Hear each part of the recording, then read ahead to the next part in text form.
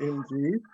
And as always, thank you for spending the next hour with us on your Sunday. Hope you guys are having a nice holiday weekend.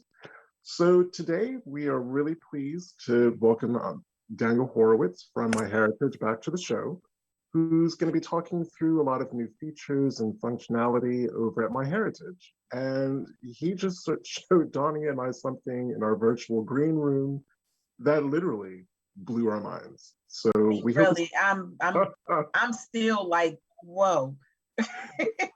in the best possible way. So as always, Daniel, welcome to the show. So pleased to have you. Hello, Brian. Hello, Donya, and thank you very much for your invitation. Happy 4th of July, everybody in the United States. And for people like me, well, we can just enjoy from the other side of the pond or whatever you are today. Yes, by the way, Daniel, guys, he's coming from, he's all the way from Israel today. So yes, remember that. And always with pleasure. Yes, we love it. We love it. So I'm going to be really cheeky. And I'm not sure if what you just showed us was what you were going to queue up first to walk through. I mean, the platform's yours. But I was kind of hoping we could lead with that one because I think that the audience is just going to be wowed by that. Well, I was actually waiting and hoping to leave that kind of to the end. Okay. Otherwise, you know, we're blowing everything in the first shot. All right, go ahead. But I have something very good to start with, Brian, because we keep working always on new things and new improvements on MyHeritage. One of the things I really love from this company is that not like others, and I'm not going to mention because it's not only in the genealogy world, you know, companies comes with something new and then they just put in the back burner everything else. Well, on MyHeritage, we try to move forward everything at the same time. Goes without saying that means that it's a lot of work for us, but we're always very happy to be able to do it. And one of the projects that we had for many, many years was the family tree view. And we have created a fan view, and we have created a pedigree view and a list view, and we keep improving those. But the most used, the regular family view, has been left a little bit back, and we lately pushed that into the new era. And I'm gonna share now the view so everybody can see, and probably some of you will be already familiar with this new view of the family tree, because we also love to hear feedback from the people. So what we do is we release a feature to a certain amount of users, and we see how they react. We hear their feedback, and we fix some of the things that may not be perfect. After all, that is what MyHeritage always wants, for you to have the perfect tools. And one of the things that I was sharing with you is this new option to view the tree.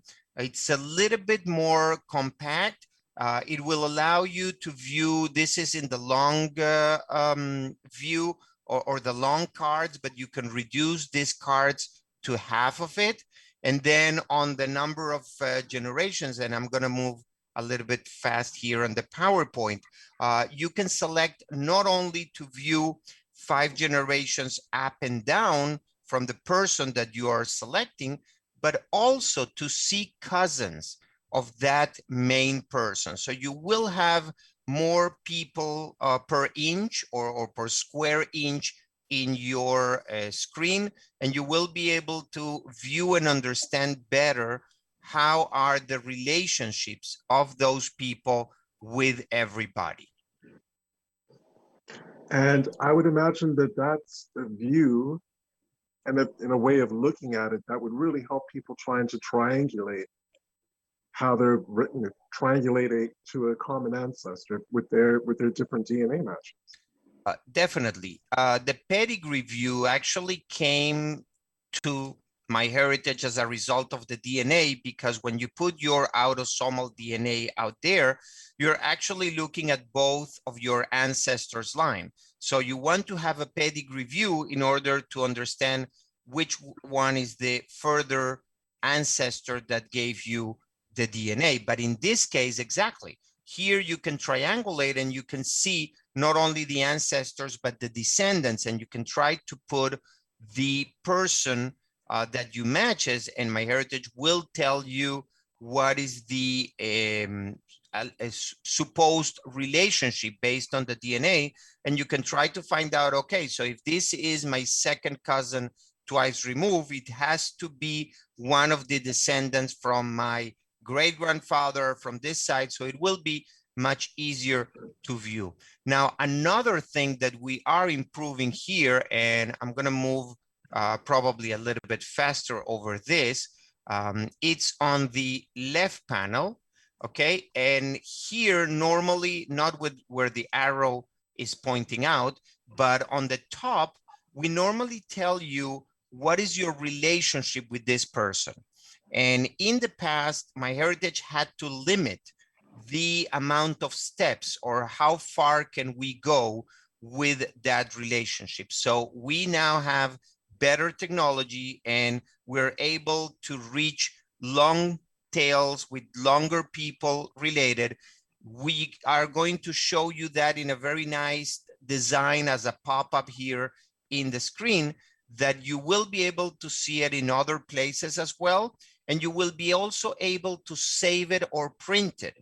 So you can always have like a chart, which is kind of a one-line chart of how you and another person are connected. That's excellent. Now, it may not be possible because of privacy issues, but if there was a way to hide the names and identity of living people, would there ever be a way to be able to export a part of a family tree like this to be able to embed it? Because a lot of genealogists, we actually write about our family history. We refer often back to our family trees, either in a story or article that we're developing or methodologies. And to be able to actually have a bit of code to be able to copy and paste into like WordPress or whatever kind of web platform we're using would be awesome. Well, first of all, let me tell you this. The tree is by default semi-private, meaning that whoever you don't invite to be a member of your family website will not be able to see living individual information. Like if I will share with you the URL of my site, but you're not a member, you will not be able to see me or my kids or my wife. You will be able to see my grandparents or great-grandparents. And that is the default setting on MyHeritage. And that is actually what you should look for, because it's through those deaf people that we are going to make connections with others. Now, in order to put pieces of DNA of family trees other places, I will definitely suggest to use printouts, either in PDFs or the charts companions that we have. And it will be also easier for people to understand the relationships with those individuals and the different parts of what you want to show in your book or your website. I don't think that we're going to allow you to copy a code and show it someplace else. And it's basically because one very simple reason. Once we have code outside our servers and our environment, that makes it vulnerable for hackers to be able to learn and to go into your website. And MyHeritage takes very good pride on taking care of your privacy and the secure of our servers. So that's why we want to keep all the code in-house. Nope, that's a fair point.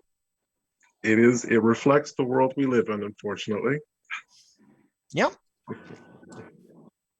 Now, one of the other things that MyHeritage has invested lately, it's in pictures. And you know that we have released the in-color technology, and we have released the enhanced technology. And one of the very latest technology was the animation. And I know that at least 90 million pictures has been animated already in social media. Yeah, social media is all exploded about that, and not only animating our ancestors, but also other images and other brand names that has faces, and people were hysterical about that. So what we did is we increased the number of drivers, what we call drivers, to animate those different faces. So I'm going to show you a new one right now in a couple of minutes. But there is one more step that we were missing. And funny, when I put all these presentations together, when I realized that actually we came back with all the process kind of on the reverse order.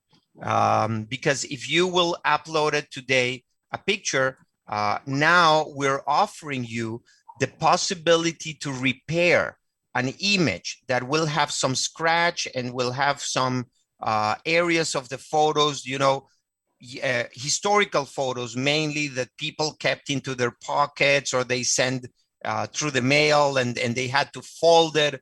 And then you see all those scratches and all the things in all photos. Yeah, exactly like that, Donya. That scratch right there. Yeah. Yeah, that's scratch. Okay.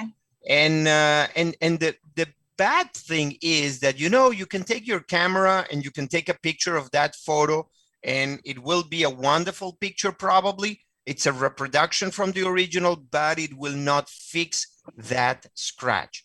Right. There are softwares that do that. There are even professionals that will actually take very careful, long time, but it will bring your picture almost to perfection.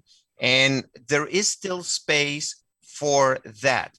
But here, MyHeritage just took that technology and made it available for free or very inexpensive for people. And I would like to show you one example, which is actually a photo from my family. Well, my wife family, actually. But you know, when you're the genealogist in the family, you just adopt everybody into your family, right? And this is the picture. This is a zoom in on the face of the person, and you can see all those scratches. And I have to admit again, with no problem, that I played with this technology in a lot of photos. Not all of them were perfect, and actually this one is not perfect as well, but it came very good. So let me move here, and I actually will click here in the repair. And I was telling you about the order. And the order that I will suggest you today, whenever you upload a picture to MyHeritage, is the order that we are putting here, the buttons, meaning task number one, or the first thing that you should do, is to repair the photo if needed, then to enhance, to colorize, and then to animate. Now, sometimes the technology will not detect that there is really a scratch in the photo, and it will not show you the repair, or it will not detect that the photo really needs to be colorized. All this can be accessed even if you don't see it up here, just from the three dots. And this is quite of important because it means that we're not offering you all our tools just because we have them. We analyze the image and we decide what you should be doing. But definitely the order is repair, enhance, colorize, and animate. And this is what I did here. And I want you all to pay very good attention to the image. This is kind of the original one. And if I will go one more click, this is the repaired, okay? This is the before and this is the after. Wow. And again, it's not perfect, okay, but it's quite good. Now wait, because we also understand that sometimes, you know, a first swipe may not do the job. So in here on the settings part, we offer you the next step, meaning we just did a gentle repair, but some images will need the extensive repair mode. And by selecting that, you're going to see how this image is really going to improve. Now, it's not taking out all the imperfections. I will still be stuck with the imperfection next to the eye, and the technology right now cannot manage to fix that, but it's learning. So probably in a couple of months, I'm going to come back, I'm going to retry this, and I'm going to see that this can also be fixed. And then, as I said, you enhance and you colorize and you even animate, okay? And you can see how Aunt Beppy agrees with me that this technology is really magnificent.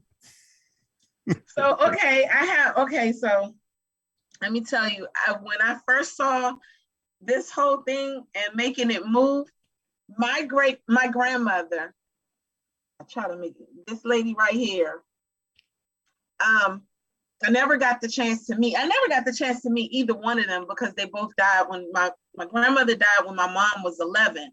My grandfather died in 1964. I was born in 72. But I was so excited about the whole movement thing. I was like, oh my God, I'm going to see her move for the first time, you know. And then when I saw it, I'm not going to lie, it freaked me out. But I agree with you. It freaks you out. Yeah. But you had to play it again and again and again. It's those things that really freak you out, but you cannot take your eyes out of this. Yeah, I did. Like, I can't look at her mother because I also did her mother. And her mom's picture, she's very dark set up in the eyes area, so you can almost not see her. But yet, the way that you guys make the little smile come through, I saw the smile and I was like, okay, I will never look at my great grandmother again. I'm not looking at that one. But it's just amazing. So I want to ask, did y'all get the idea to do the animation through from Harry Potter? No, we just thought that we should give everybody the opportunity to see their relatives as, first of all, as you remember them, okay? Mm-hmm. Because if you go with the people that you actually had the opportunity to see them alive, you will remember them, not only in colors, okay, although the picture may be black and white, but also moving and smiling and doing some gestures. And that was the original idea of this. Now, I have to admit, same as you, when I animated my grandparents, and I was fortunately enough to meet the fourth of them, it looked weird because I remember them moving, but the experience is totally different when you can animate a different person that you don't met and you never saw it moving. And again, the idea is never to say this is how your ancestors moved or this is how your ancestors looked like. We are trying just to make memories, to trigger memories on each person for one side. Now, the other side is also trying to pick the interest on the young people, because one of the problems that we all have today is that we're competing. We're competing with mobile devices. We're competing with media and multimedia and all kind of things, shiny objects or shiny lights that distract them from old, nice in my perspective at least, things, black and white historical things. So this is one way of piquing their interest and say, oh, look, like Grandpa Harry can move and can wink and can smile. And actually that animation that I show you, and the best two animations that I like the most are the second batch of animations where we added some kind of movement and groove and music So you can see them more related to you today and not something from the very distant past. Mm. So when is that one gonna show? Are those animations available now? The ones Those with are the- already available. What you need to do is when you go into the animation, you can select a different animation, and a right panel, I'm sorry, is going to appear with the 20. We currently have 20, and I'm not allowed to say that we're working on more. I don't know for when, but the idea is just to bring you more and more animations possibilities, and also a little bit of other new things that we're thinking on what to do with this technology. This is so awesome. Now, the other thing that we released on MyHeritage lately is related to the mobile app. And there is a reason also why to pay attention to the mobile device. It's not a secret that most of the people, and again, if we go to the younger generations, they're always with their mobile devices in their hands. So as a father, I keep fighting to take the mobile device from their hands, but I already learned that it's going to be impossible. So why not sneak into that mobile device a little bit of action? And we have some features on the mobile device, like the timeline that you can create for every individual. But we added quite a couple of years ago already the possibility to record audio for your family tree. So you can interview any person in the tree or in your family and record their answers and the audio, and it will be attached to the person. So one user, or I'm sorry, one employee in the company, Roy Mandel, he had this idea that instead of just simply interviewing his father with the profile and the family tree, he decided, what if we can show him an image and actually record his experience of that image together with the image? And that's what we did right here in the mobile device. Now, every picture that you upload will have a microphone down here in the corner.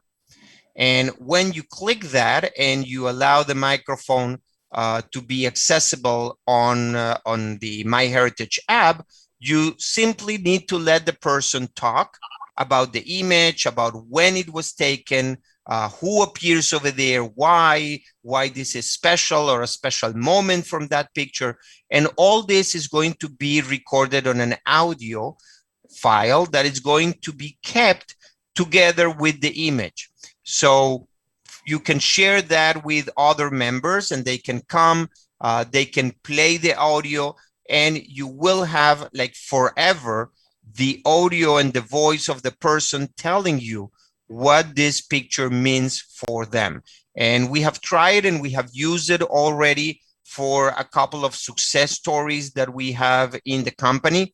And it's really amazing to be able to reproduce that moment, both, again, audio visual. You're seeing the image, but you're also hearing the person telling the story. I'm in shock. Well, this is part of what MyHeritage brings you. Yes, one person said, I animated a grandmother that I never met. Although a bit jarring at first, it was so special to see her smile. I felt somehow closer to her. And he's right. I mean, I did feel closer to my grandmother. I've always felt like she sat on my shoulder. And I did feel closer to her. I was really freaked out with my great grandmother. Like, I cannot look at hers anymore. But my grandmother's, I mean, I did. I felt closer to her. I will say that, but it freaked me out the first time. I was like, oh my God. So, yeah. Yeah. But I'm loving that you can actually now add audio to a photograph. I mean, that's just such a simplistic thing. you say it and it seems really obvious, but until you actually see it, I wouldn't have even thought of pairing the two. And No, again, coming back, a lot of us family historians and genealogists, we're storytellers. That just lifts online storytelling to a whole new level. it does. It does. And it's kind of a circle, because this is actually how movies started. Okay, first you had a picture, and then you had multiple pictures going at a very fast speed, and then somebody decided to put a little bit of audio on top of that, and that is how movies were born. So we are kind of going back into the origins of what we have today, but also, as Donya said, we're moving forward, because if you see any futuristic movie or Harry Potter movie, you're watching those pictures like move in the wall, and you say, wow, that's magic. But no, that's not magic. That's not future. That is already the present, and what the technology can do for you. And it can do it also in many areas. So why not apply it also to genealogy?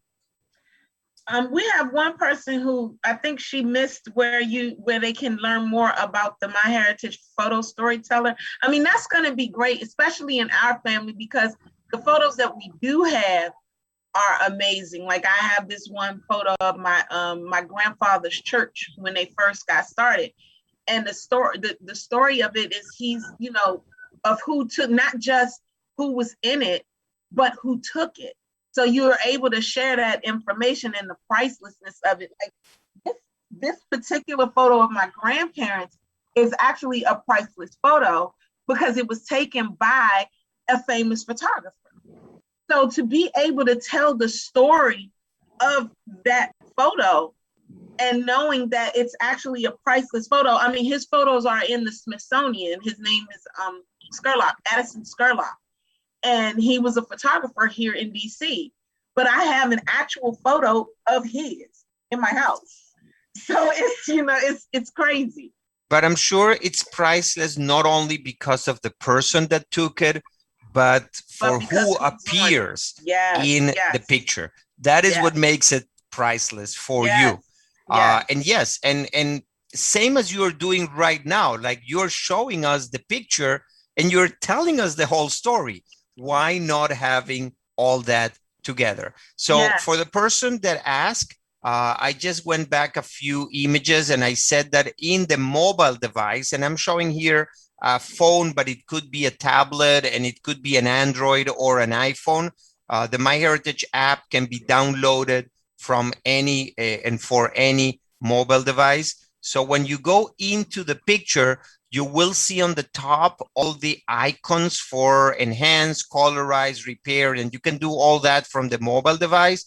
But the exclusive feature from the mobile device is the option to click on the microphone down here and to record that story. And I will suggest whoever wants to take advantage of this, not to record long pieces of stories, but probably not more than 5 to 10 minutes, because also you need to take in account of the people who is hearing the story. Right. And after 5-8 minutes of the story, people want to do a pause and probably they're going to be annoying. Okay, so I already heard this, and you lose attention of the people. That's another problem that we have today. Not only everybody wants everything instantaneously, but we want it fast. Like, I don't know if you notice, at least I did, thanks to my kids, again, this WhatsApp application now allows you to speed forward whatever audio message somebody send you. So you are not hearing it in real time, like in how people are talking. You're hearing it up to 2 times faster because they don't have time. They just want things fast. Come on, give it to me, and that's it. Next. Okay. So that is important to remember. And the other tip that I have is this: education.myheritage.com. that is a special area of the website called the knowledge base. And over there, you will have videos, you will have webinars, you will have articles, you will have a lot of material available, not only to understand better how to use MyHeritage, but how to do genealogy, how to be a better genealogy. So that was education.myheritage.com. Over there, you can learn everything that you need to know about genealogy and MyHeritage. I think Glenda was the one that asked that question as to where, and I think she missed it because she was too busy animating herself. And she said, "Oh my God, I love it." So I think that might be how she. Yeah, that's what happens. That's what happens. So we do have another question. Italy Forbes said, "Is a premium paid membership required to access these special photographic features?" Okay, good question. And the answer is more or less. I'm not a salesperson, I'm a genealogist, and MyHeritage wants to give you a taste of everything. So you will have a limited amount of tries. I think it's about 10, if I'm not mistaken, probably a little bit more, a little bit less. You can apply all these tools for up to, let's say, 10 pictures for free. And then, yes, you will need a premium subscription. What can I tell you? Somebody needs to pay for the electricity bill. Right. And we're a for-profit company. And if we were not, we will not be able to work so hard and bring you all these magnificent things. All right. And so what's that? I imagine the amount of coding that went into creating these tools was formidable. Well, funny enough, remember that all this was actually created and released during COVID, okay? And I, on my personal experience, and I do know, and I'm very sorry, that a lot of people lost their jobs and lost their businesses and had to put everything into pause. I cannot thank God enough that in my type of work, it actually grew exponentially. I'm really missing going into a plane and being able to go into a genealogy conference. And we had like 5 or 6 of them that I normally attended in the United States. But in the other hand, being able to come just like as I am now virtually through social media, to Facebook Live, YouTube, Zoom sessions, it actually generated more work for me. So the opportunity to work remotely and not spending that much time in the traffic, going to the office, coming back to the office, the opportunity to have instant meetings where I can show you my screen, discuss a particular subject or so, that actually gave MyHeritage production a push and made us more productive and ability to bring more things to you. Awesome. Yeah. Now, I think it's quite time to go into the DNA world. And I actually have some screens here prepared, but Donya, you will very impress with yours. So if you agree, I would love to show yours so people will understand that this is not Daniel preparing all the images and being ready for the presentation. I am ready. Yes, I am ready. Just share the screen back to me. Okay. Send That's the host it. back to me, and I will definitely do this. This time I'm gonna use my mom because no problem. But let me start by explaining everybody that a couple of minutes ago when we were back in the green room, you were telling me, okay, so what is this new in the ethnicities and the genetic groups and like, how can I see it? And then you share screens with me and I explain it to you as I'm going to do again with everybody so everybody can see it. And that is You really gotta what, make me host again. oh, I'm sorry. Okay. Technical issues here as I got it. I always. got it. I Yep. got it. Yep. I thought that you made me co-host and It wouldn't that let me will, make you co-host, so that's okay. why. Yeah. Okay, no problem. We can go All back and right. forth. Yeah, we may have to go back and forth. So No, just go under DNA and click on, okay, ethnicity estimate. Exactly. So what I was telling you here is that up till very recently, we just came with an ethnicity estimation. In this case, for example, I'm talking about Nigerian. And we tell you that you are 54% Nigerian. But we took not only the ruler or the DNA samples that we have to compare and to tell you that you are Nigerian, we were able to compare each one of the 5 million DNA kits that we now have in our database.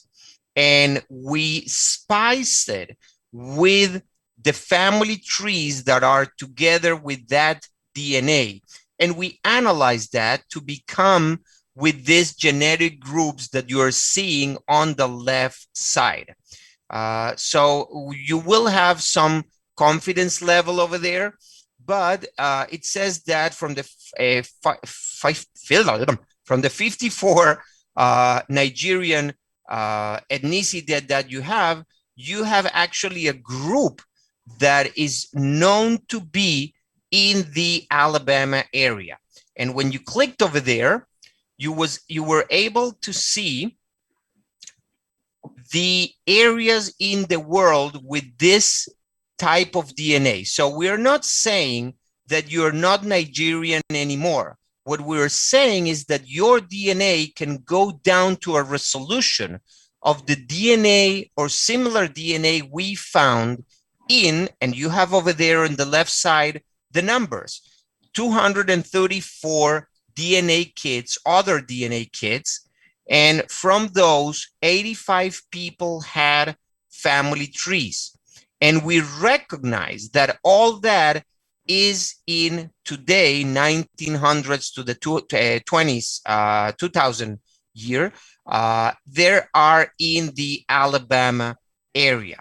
But more impressive than that, or at least that's what you said, or what impressed you, is that you can move that slider back in time and you can actually see where those people were a couple of hundreds years before.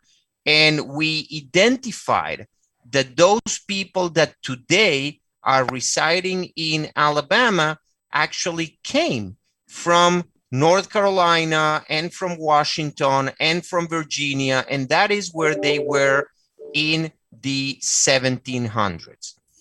And this can show you migration paths. You can see exactly how they came. And yes, we also identified that they came from England, actually. So your DNA is not less Nigerian, but is from this Nigerian group that came through England and through the United States, probably New York, Pennsylvania, Washington, and came like that into the US.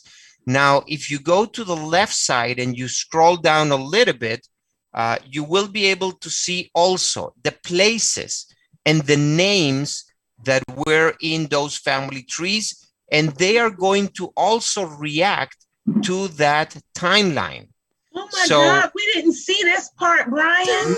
No, we did I was not going to reveal everything in the first shot. God. Come on.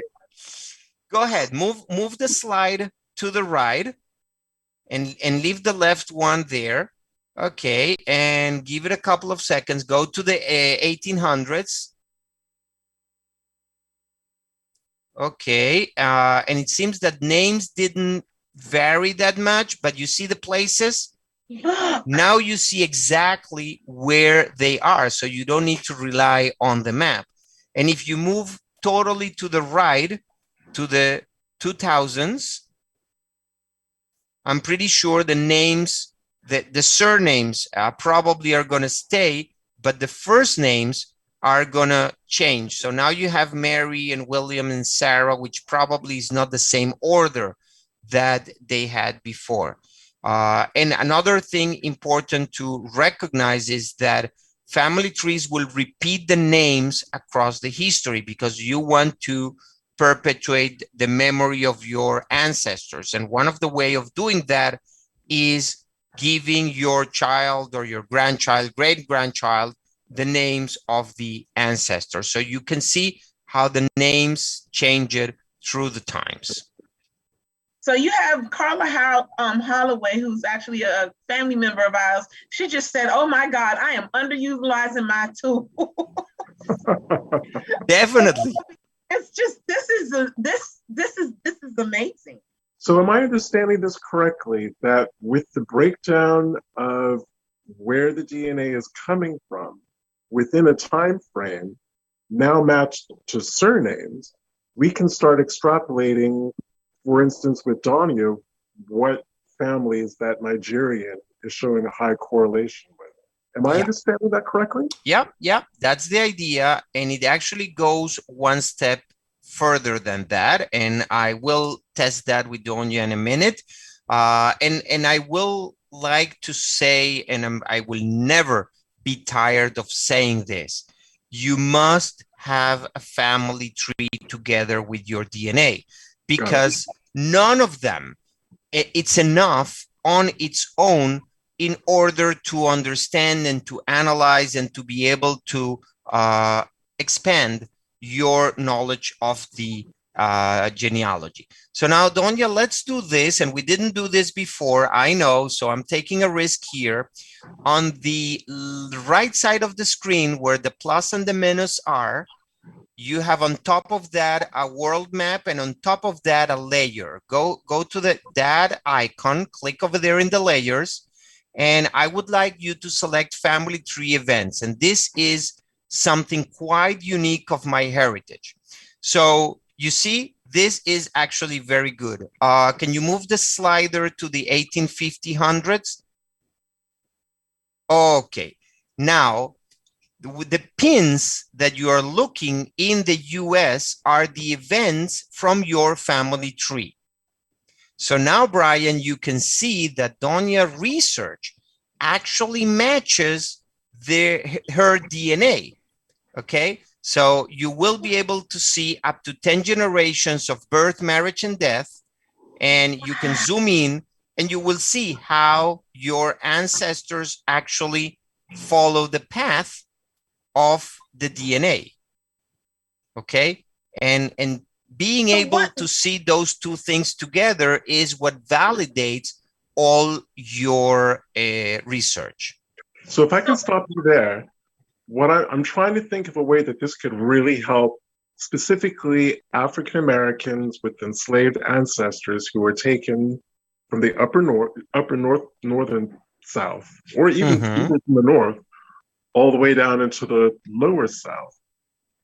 I'm just trying to think of a way of especially for our audience who've either taken it MyHeritage DNA test or uploaded their results elsewhere to MyHeritage, to really, because that is the fundamental brick wall for a lot of African Americans, especially for those whose ancestors were taken into the Deep South. If they can figure out a way to use what you're talking about now to be able to break through that brick wall, again, that would just be an excellent thing. Well, yes, but I need to be realistic, and I hate to create a false expectative, because the major problem that those people have is the names on the records. So you can go back certain amount of generations, but at some point, very unfortunately, those people, slave, were not recorded by their names. So it is going to be, I'm not going to say impossible, but very difficult. Now, what I'm thinking is that if you can keep track and you create probably what it's called a fake tree, because you're going to be using the last name of the owner, okay, that still will be able to give you a path, because probably owners moved with the slave through the same places, and they bought them from a particular place, and they brought them to the plantations. But there is going to be always a brick wall and a limitation when you cannot combine the DNA with the actual records or with the actual names. But I'm thinking, if, for argument's sake, I mean, this isn't my ancestry, but to say that maybe the last 4 generations of my family were in, I don't know, the outskirts of Mobile, Alabama. Mm-hmm. But I know that further back in time, that's not where my older enslaved ancestors would have come from. So if I was looking at what Johnny was showing a couple of minutes ago, there was like a lot going along that eastern seaboard going into Virginia. Well, look at it now. Exactly. Look at it now. You kind of know that that's where you have to concentrate your research. Yes, definitely. That will work. As opposed to saying your ancestors probably be, thinking, well, they may have come from Tennessee or Kentucky. Well, MyHeritage isn't showing any kind of genetic link to those places, but it's showing a whole heck of a lot with like North Carolina, South Carolina, Virginia. And so just kind of trying to get our audience to think of different ways that they can adapt this tool to kind of fit their research needs. And the other important thing to realize here is that we're not talking about, again, the Nigerian ethnicity, because you may have thousands and thousands of people that are recognized with ancestors in Nigeria. We're talking about a very specific group related to you that it was identified in an area. So probably, and again, I'm not an expert on the subject, but all the people, the slaves that were brought from Nigeria were divided into different groups. And the group that went to Alabama is not the same one, the one that went into, I don't know, Missouri or other places in the US. So this is definitely a tool that has its advantages. Now, Tonya, I don't want to end this conversation without allowing me to see or to show the very last feature that we released just a few days ago. So if you can make me again the host, and in here, in the meantime, I'm going to let everybody know that I have prepared these images in order to respect and to not going over privacy issues. So all the names that you're going to see are fake and created. And what I'm showing you now is the DNA matches. And this is the area which I didn't want to use your own DNA. Right. And what I did here is filter, first of all, to all the matches that I have or allegedly have that have a theory of family relativity. Okay, and let me refresh you that theories are out already for more than a year. And this is just a path that MyHeritage found between 2 DNA matches. Now, the path may be right or wrong because it depends on other family trees and records. But for sure, whoever sees here as your DNA match is your match. Now, remember, Brian, what we were talking about reducing and focusing your research. So we took those genetic groups that we showed before and we apply it here. So now, for example, Donya will want to evaluate her matches. She doesn't need just to go with all the Nigerians. She can go specifically to those that have Alabama as one of the genetic groups. Now, I have prepared, of course, some other images with my groups, and I have some Bulgarian or even Oslo. So you can go down to resolutions very good. And that way you can reduce the huge amount of matches that you should have. But what we just released a couple of weeks ago is on this theory that will again show you the path, how you are related with your DNA match, which in this case it's Brian Jansen. But now we're giving you the power to say if this is actually correct or not.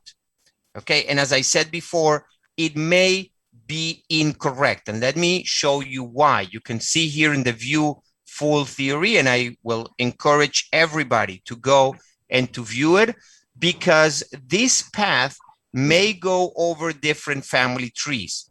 And when the family trees goes to the 1800s, and if you have a Joseph Smith or a John Smith in your tree, things may be getting a little bit iffy, okay? Because there were many John Smith in the 1800s. How do you know it's yours or mine? Right. So this path may not be correct.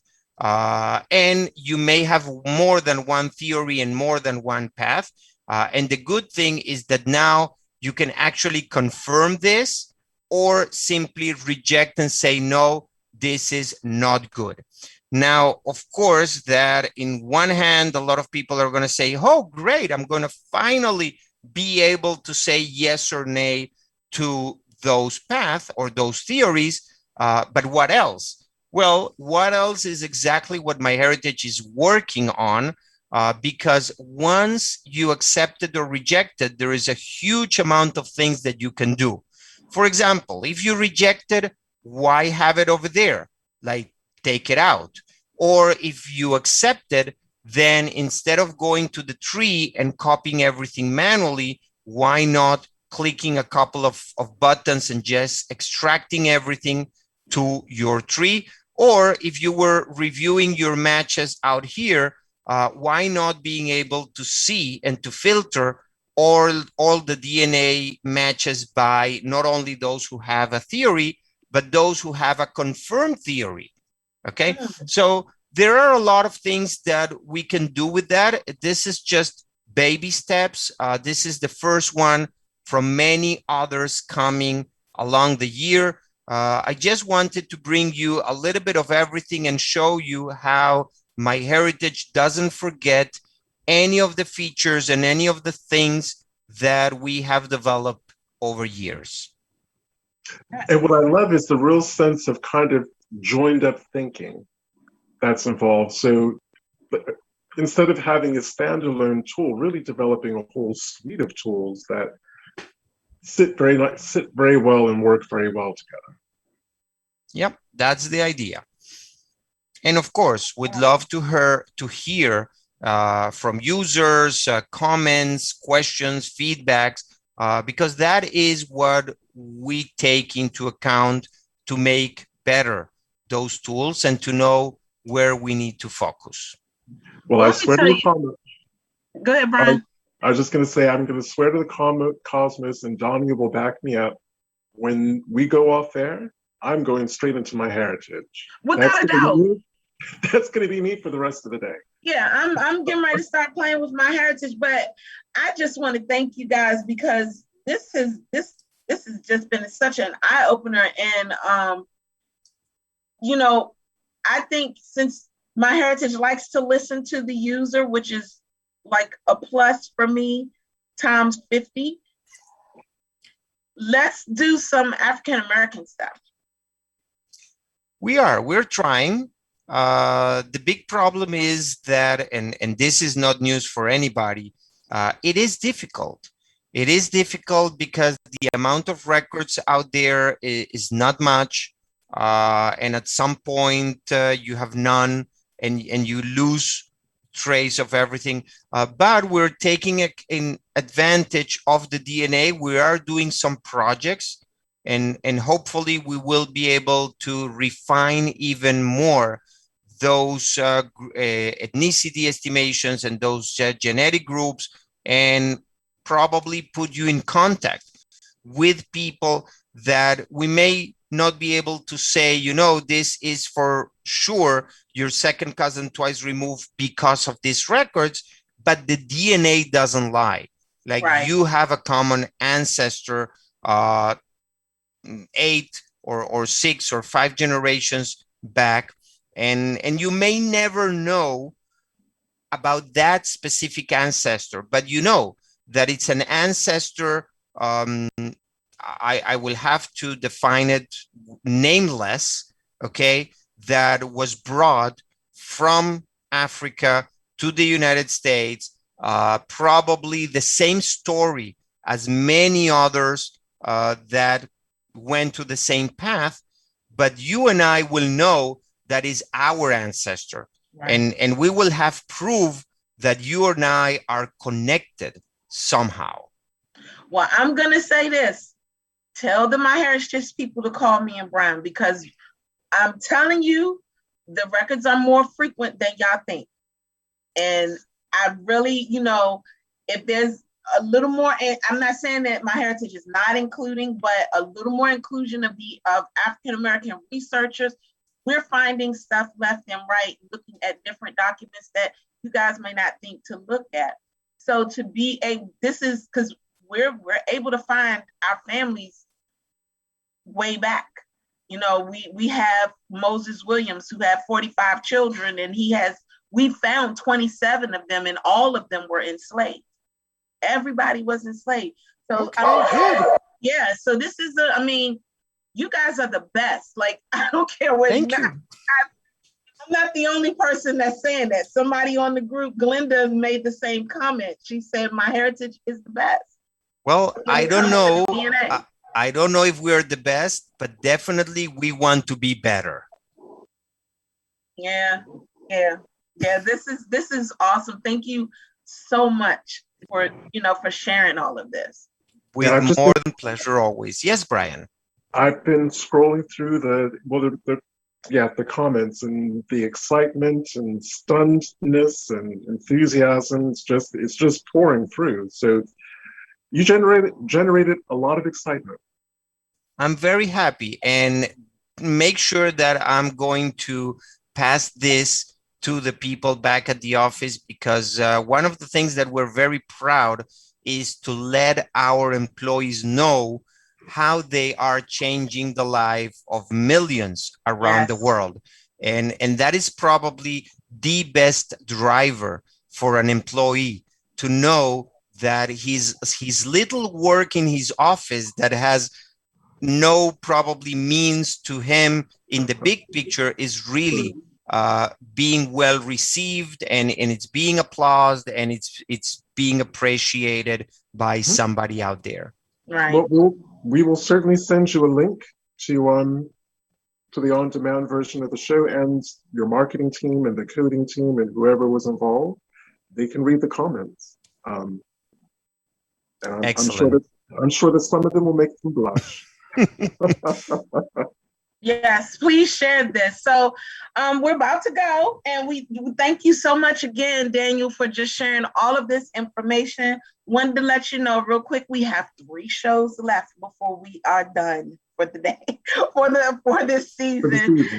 Yeah, for this season. We have 3 shows left, so make sure you watch us. We have Researching Enslaved People from Slave Ships to Living Descendants, Researching Enslavers, Reframing the Names, our book club. Oh, it's 4 shows left. Book club. The Researching from Slave Ship to Living People, that's a talk that I'm giving for the Georgia Genealogical Society. Oh, okay. So it is 3 shows. 3 shows and a bonus. Yeah.